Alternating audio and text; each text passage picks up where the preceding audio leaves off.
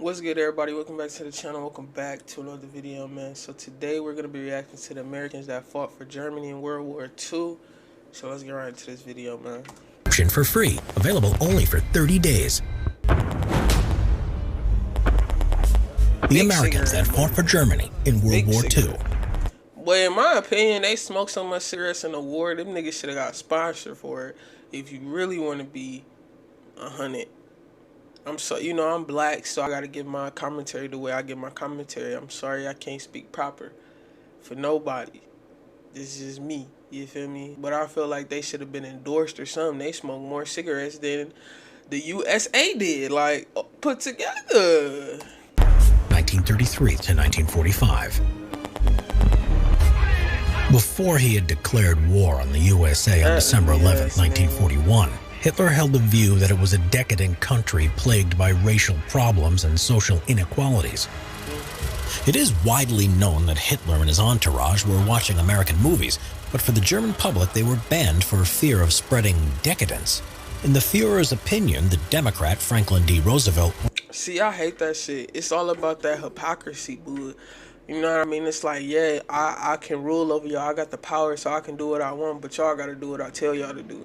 You feel me? Like, I don't like that. That goes for anybody. That goes for kings, queens, presidents, secretaries, whatever, principals, teachers, whatever. Your manager, your boss, whatever, bro. It don't matter. I hate that. Don't tell me not to do something and you doing it. I don't like that, but ooh. And I bet you the people in his the people under his control, bro. How much you in the bed? They ain't even had no TVs or nothing. But this nigga watching, man, stop it. TVs. I said TVs. This nigga, projectors. You know the thing. You feel me? You know what I'm trying to say, man. Was a nuisance who was not leading America properly. He also discounted the United States due to its neutrality laws and their America First policy of isolationism.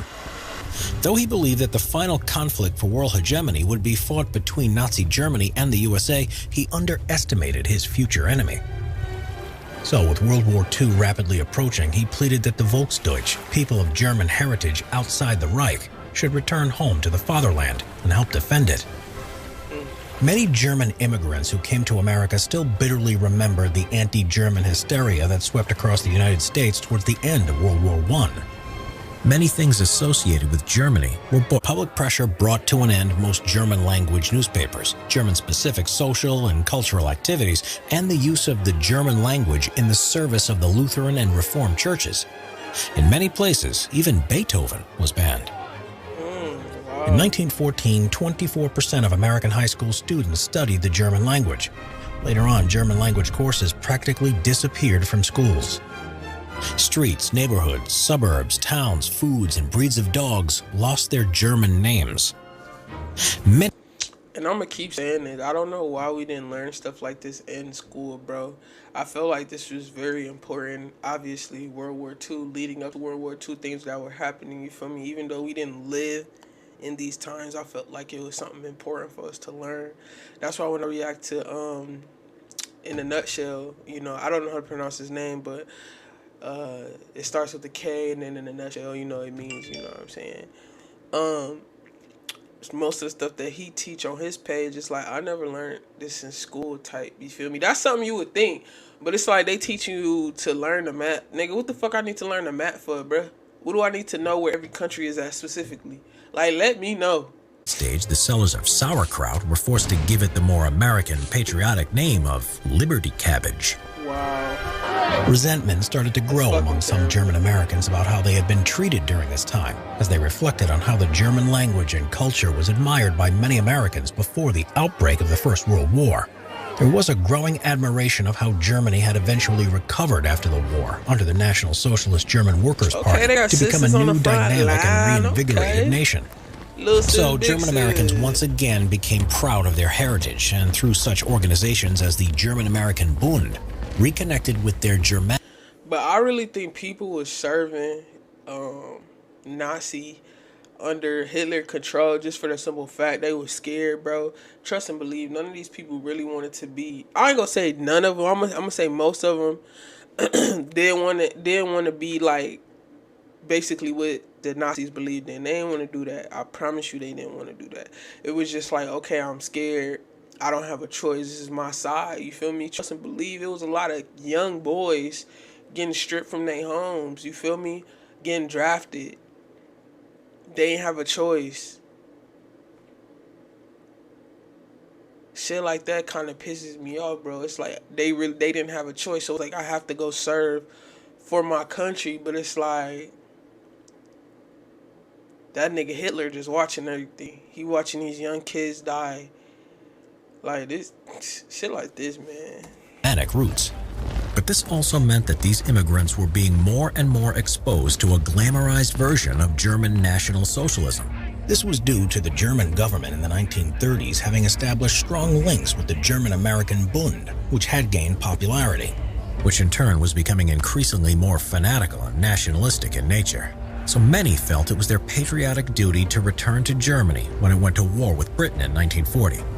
Each year in the 30s, many more Germans were returning to Germany from America than were emigrating there.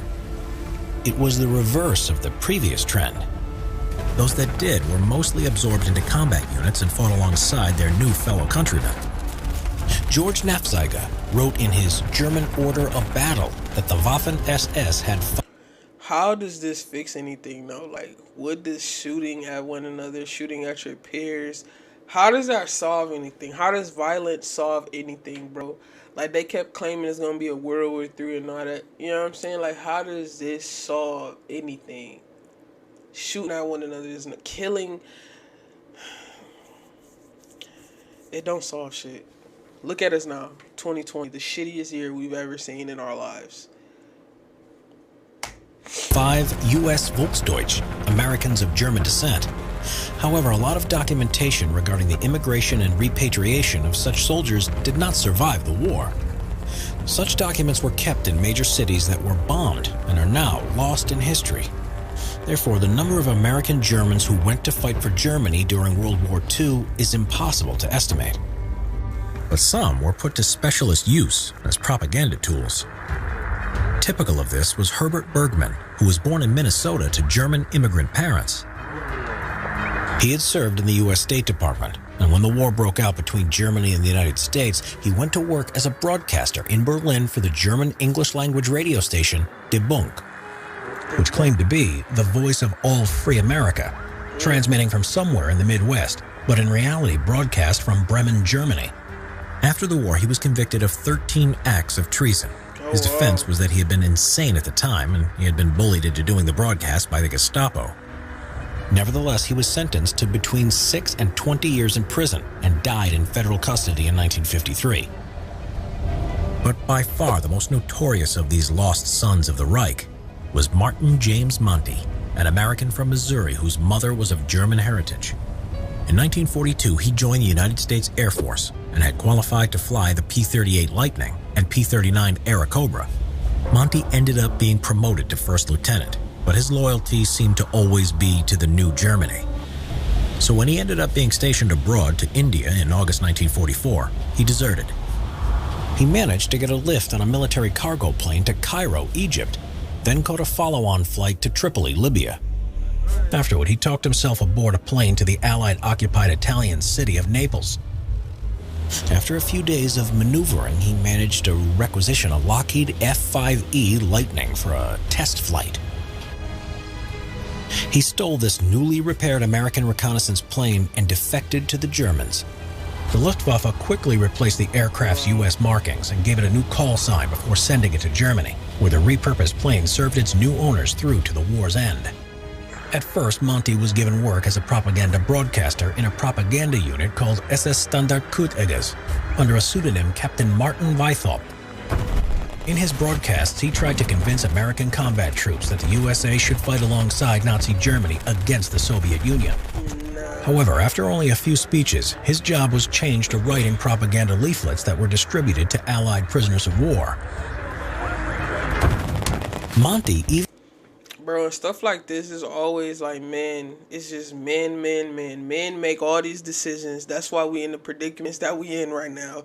Men tell us to go to war. Men tell us to kill each other. Men tell us to shoot at each other. Men tell us to kill our fellow peers. You know what I mean? Men, it's all about the man, bro. This is a man's world. But not really, not no more. You know what I'm saying? Rest in peace, RBG. You feel me? Not no more.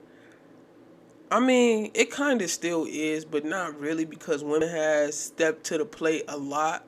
You know what I mean? But it's still kind of a man's world in higher places such as the government type, you feel me? Yeah, they got females on the board and stuff like that, but at the end of the day, okay.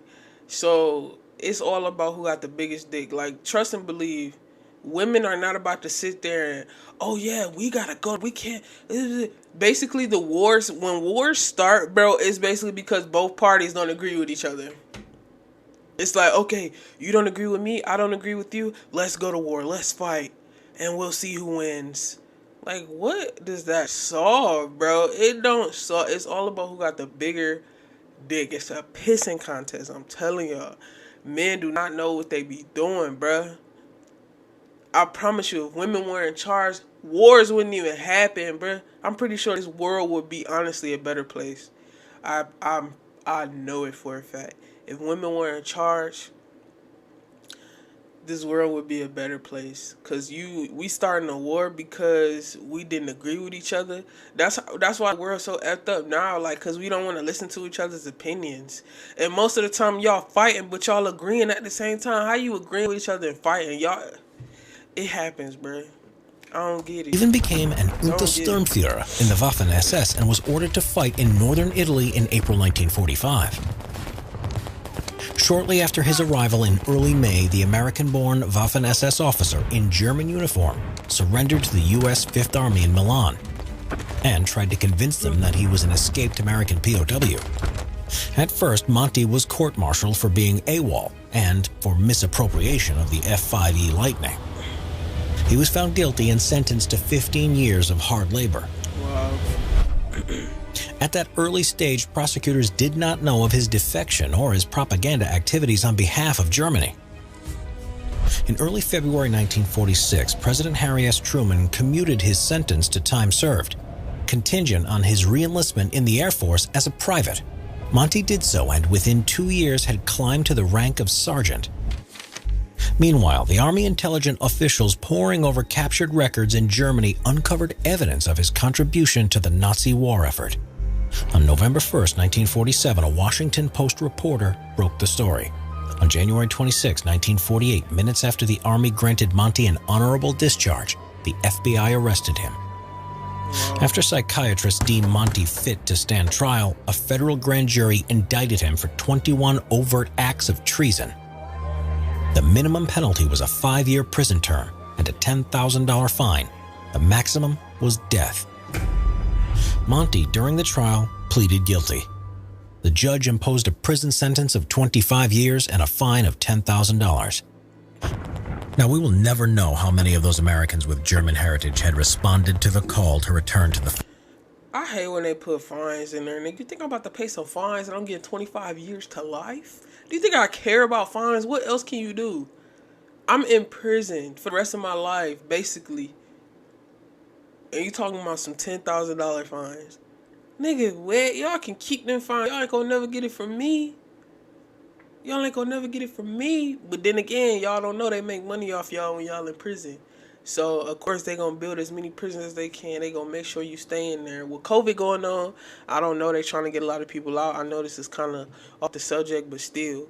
It's like, who about to pay $10,000 in fines? You give me 25 years, plus you making money off of me. I'm in the stock market. Prison, it's in the stock market. Fatherland. It was not just answered from America, but also from around the world, though most likely in very small numbers. This episode was brought to... Well, that's the end of this video, man. Hopefully y'all enjoyed it. If you did, go ahead, like, comment, and subscribe. I truly appreciate it. And catch me in my next video. Peace out. How are you today? I'm the Coochie, man.